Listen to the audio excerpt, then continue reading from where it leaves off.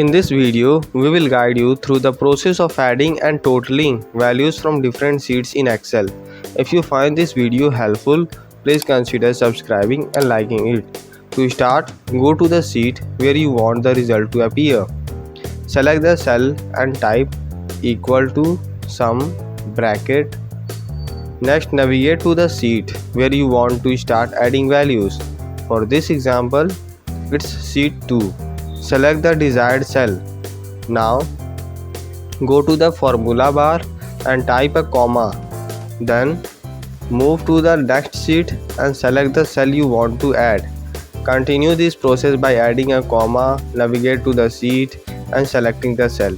Once you have selected all the cells you want to add, choose the formula with a parenthesis. Press enter and Excel will calculate the total. It's that simple. If you found this helpful, please consider subscribing and thanks for watching.